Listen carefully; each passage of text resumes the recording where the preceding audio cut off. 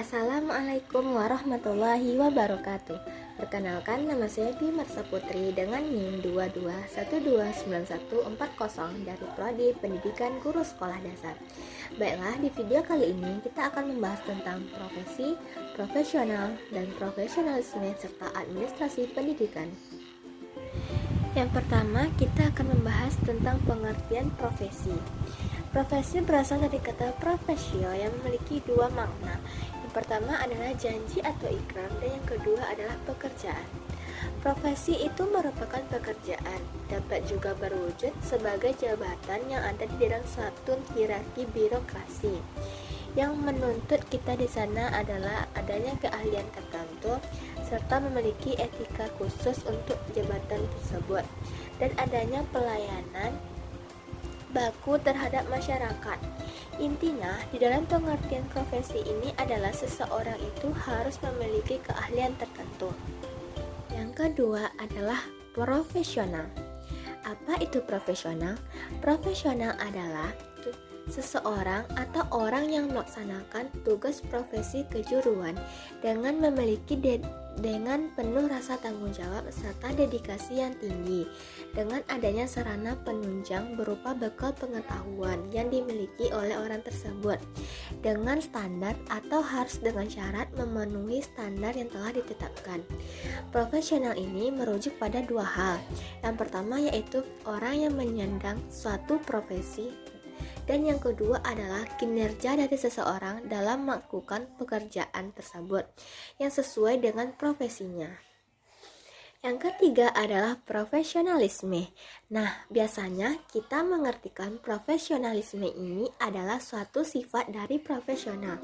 Apakah benar? Mari kita tengok. Profesionalisme di sini kita artikan sebagai suatu tingkah laku, suatu tujuan atau rangkaian kualitas yang menandai atau melukiskan coraknya suatu profesi.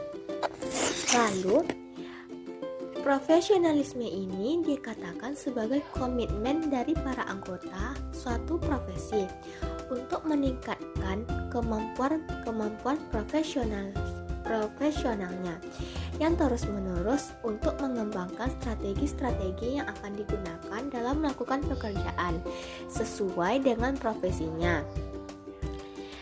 Selanjutnya, profesionalisme ini juga mengacu kepada sikap dan komitmen anggota dari profesi tersebut untuk bekerja berdasarkan standar yang telah ditetapkan dan juga kode etik yang berlaku. Pada umumnya, masyarakat biasanya mengenai kata profesionalisme ini bukan hanya digunakan untuk pekerjaan yang telah diakui sebagai profesi, melainkan pada hampir semua pekerjaan yang ada. Setelah kita membahas tentang profesi, profesional, dan profesionalisme, selanjutnya kita akan membahas tentang ciri-ciri orang yang profesional. Apa-apa saja? Yang pertama yaitu seorang yang profesional pasti menghendaki sifat untuk mengejar kesempurnaan atau disebut dengan perfect result. Sehingga di sini kita dituntut untuk mencari atau memperoleh suatu peningkatan.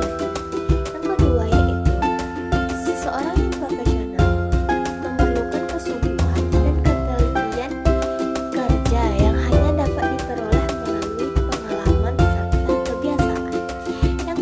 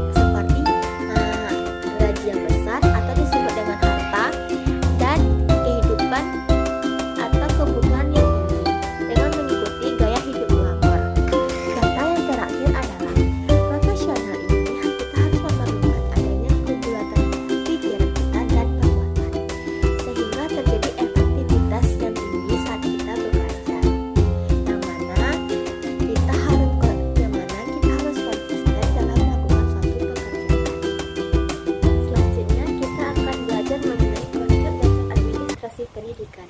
Yang pertama, kita akan mengenal dulu pengertian dari administrasi pendidikan. Nah, administrasi pendidikan ini terdiri dari dua kata yang berbeda. Yang pertama adalah administrasi dan yang kedua adalah pendidikan. Administrasi ini biasa digabung dari kata ad yang artinya adalah intensif dan ministrate yang artinya yaitu melayani, membantu, memenuhi. Sedangkan pendidikan adalah proses pembelajaran, yang mana pendidikan adalah usaha sadar dan terencana untuk mewujudkan sesuatu pembelajaran dan proses belajar agar peserta didik dapat secara aktif mengembangkan potensi dirinya. Setelah kita melihat arti dari administrasi dan juga pendidikan, selanjutnya kita akan membahas tentang administrasi pendidikan. Administrasi pendidikan adalah suatu kegiatan atau rangkaian kegiatan yang berupa proses pengelolaan usaha atau kerjasama sekelompok manusia yang tergabung dalam organisasi tertentu atau organisasi pendidikan, yang mana tujuan pendidikan tersebut dapat mencapai tujuan bersama agar efektif dan efisien.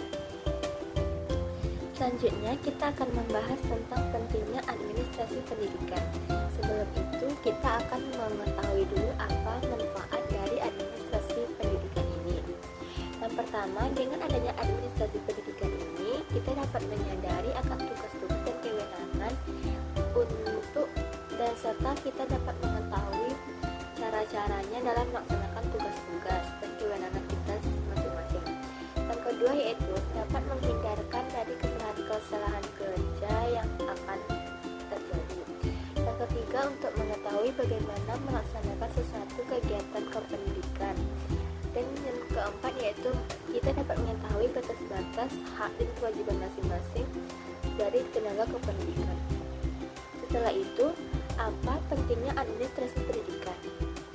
Pentingnya administrasi pendidikan, menurut Profesor Dr. Haji Asnawir, ia menyebutkan pentingnya administrasi pendidikan yang pertama adalah untuk mengangkat derajat kinerja pekerja dan menolong untuk mensukseskan dan memperbaiki kinerja tersebut.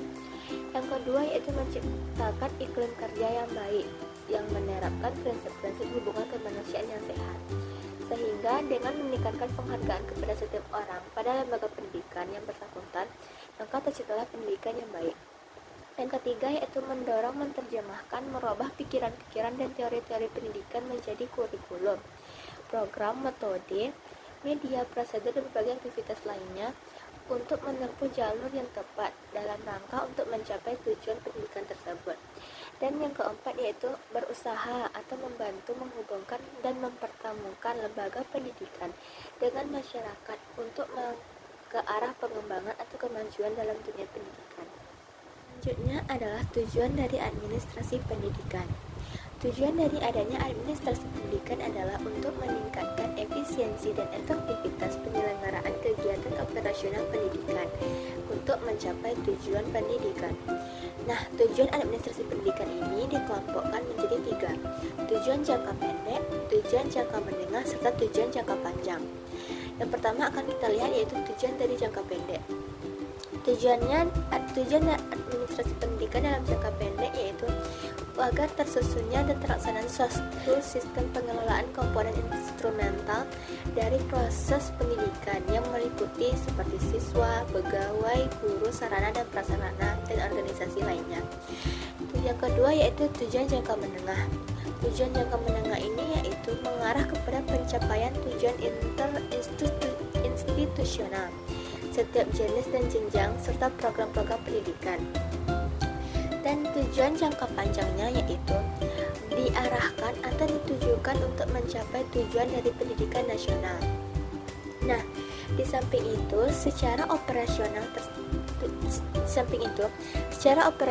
tujuan dari administrasi pendidikan ini yang pertama yaitu memudahkan pekerjaan administrasi dalam bidang pendidikan, memudahkan proses pelaksanaannya, memanfaatkan potensi manusia dan material yang diharapkan akan dapat menghasilkan keputusan-keputusan yang mana itu dapat menjadikan pendidikan yang bersifat realistis, kolektif, dan lain sebagainya.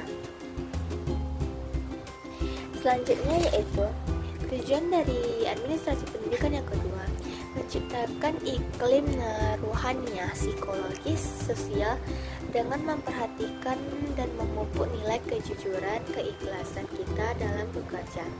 Yang ketiga yaitu meningkatkan moral dan semangat kesetiakawanan di antara individu yang terlibat dalam kegiatan-kegiatan administrasi di dalam lembaga pendidikan. Yang keempat yaitu meningkatkan produktivitas kerja para kinerja serta untuk memperbaiki kualitas, metode, dan media di dalam yang ada kaitannya sehingga dapat mencapai tujuan pendidikan. Yang kelima yaitu meningkatkan kemampuan pekerja dan mempertinggi pengetahuan, keterampilan, sikap secara terus-menerus dalam melakukan pekerjaan yang diemban. Yang keenam adalah mengadakan perubahan yang diinginkan dalam proses pendidikan dengan adanya aspek untuk mendorong peserta didik dalam mencapai pertumbuhan yang menyeluruh dan utuh. Dan yang terakhir yaitu untuk menghubungkan antara proses pendidikan dan tujuan-tujuan pembangunan dalam masyarakat sehingga dapat mempererat hubungan pendidikan dengan masyarakat atau lingkungan sekitar.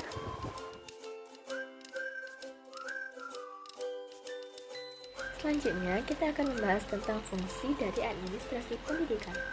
Nah, fungsi-fungsi dari administrasi pendidikan ini adalah suatu proses pengorganisasian dan pemanfaatan sumber daya untuk meraih tujuan.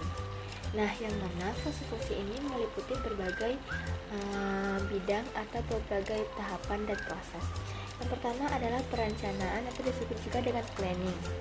Nah, di dalam perencanaan ini merupakan proses memilih dan memikirkan semua program dan sumber daya organisasi sehingga kita dapat mencapai tujuan dengan sebaik-baiknya.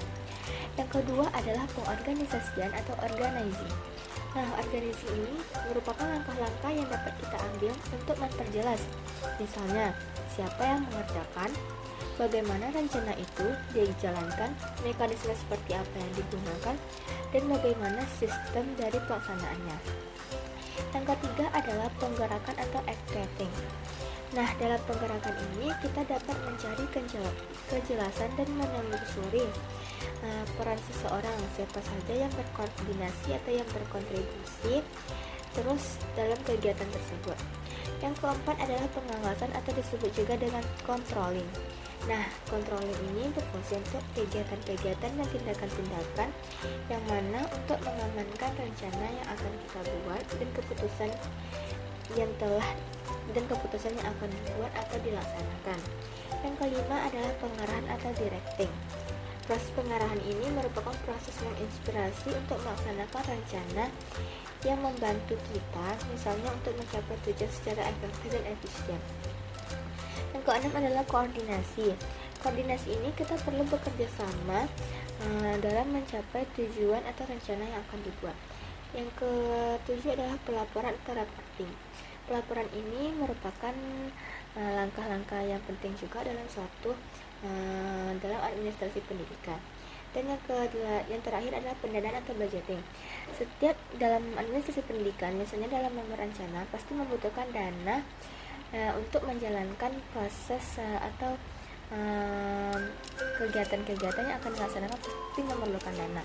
Untuk itu perlu diadakannya langkah pendanaan supaya rencana tersebut dapat berjalan dengan lancar. Terakhir adalah ruang lingkup dari administrasi pendidikan. Yang pertama kita akan pelajari dulu menurut Dr. Hadari Nawawi.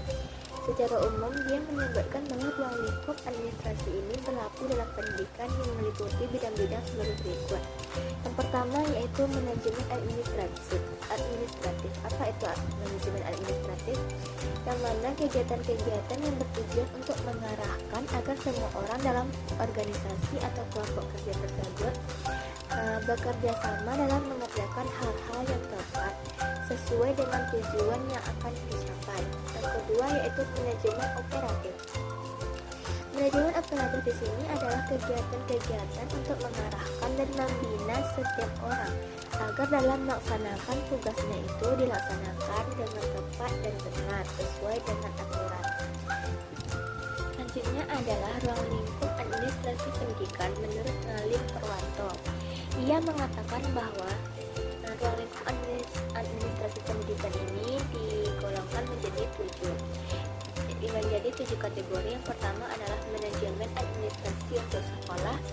Yang kedua yaitu administrasi personal seperti sekolah dan guru. Yang ketiga administrasi siswa. Yang keempat adalah pengawasan administrasi kejaran. Yang kelima yaitu pembuatan kurikulum dan pelaksanaan administrasi. Yang keenam yaitu pembangunan gedung sekolah dan perencanaan administrasi. Serta yang ketujuh adalah manajemen hubungan sekolah dan masyarakat. Cukup sekian video presentasi kita pada kali ini. Semoga dapat bermanfaat untuk teman-teman semuanya. Dan apabila ada kesalahan-kesalahan, saya mohon maaf. Assalamualaikum warahmatullahi wabarakatuh.